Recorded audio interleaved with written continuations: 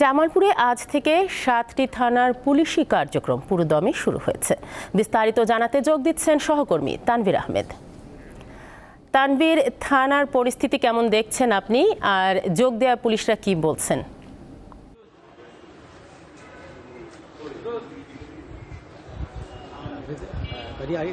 আসলে জামালপুরে দীর্ঘ 7 দিন যাবত আসলে পুরো পুলিশের কার্যক্রম বন্ধ থাকার পরে আজকে সকাল 8টা থেকে পুরোদমে জামালপুর 7 উপজেলা এবং বিভিন্ন উপকেন্দ্রগুলোতে আসলে পুলিশ পুরোদমে কাজ শুরু করেছে।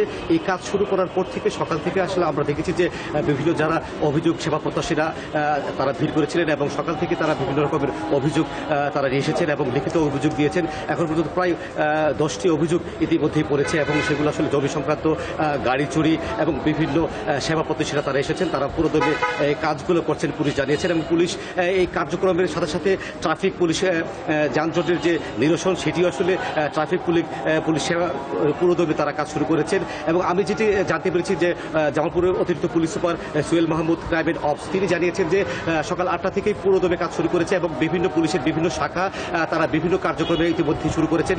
টহল থেকে শুরু করে বিভিন্ন কার্যক্রম তারা সেবামূলক কাজ করেছেন। তবে যেটি বড় কথা সেটি হচ্ছে যে ইতিমধ্যেই জামালপুর পৌরসভা সহ সদরে একটি স্বস্তি মানুষের ভিতরে প্রবেশ করেছেন। তারা মনে করছেন যে পুলিশের এই স্বাভাবিক যে কার্যক্রমটি তারা রীতিমতো পরিচালনা করছেন, এতে করে আসলে আইন শৃঙ্খলা যেমন উন্নতি হয়েছে, পাশাপাশি মানুষের ভিতরে একটি সাহস এসেছে এবং তারা খুব আনন্দিত হয়েছেন যে এখন একটি জামালপুর জুড়ে বিভিন্ন রকম মন্দির, মসজিদ এবং বিভিন্ন সেবা ধর্মীয় প্রতিষ্ঠানগুলোতে যেমন সাধারণ মানুষ পাহারা দিচ্ছিল, আজ থেকে পুরোপুরি নিয়ন্ত্রণে পুলিশ নিয়ে যাবেন। এবং আরেকটি বিষয় হচ্ছে যে থানার কার্যক্রম পরিচালনা হচ্ছে এটি যেমন ঠিক ততদিন পর্যন্ত আসলে সেনাবাহিনীর নিয়ন্ত্রণে থাকবে। আজ থেকেও সেনাবাহিনীর পুরো থানাগুলো, প্রত্যেকটি উপজেলার থানাগুলোতে সেনাবাহিনীর নিয়ন্ত্রণ রয়েছে। তারা বলছে যে যতদিন পর্যন্ত স্বাভাবিক কার্যক্রম এবং স্বাভাবিক না হচ্ছে ততদিন পর্যন্ত সেনাবাহিনী পুরো থানাগুলোতে, বিভিন্ন থানাগুলো তারা অবস্থান করবেন। তানিয়া, জামালপুর থেকে থানার কার্যক্রম সম্পর্কে জানাচ্ছিলেন তানভীর আহমেদ।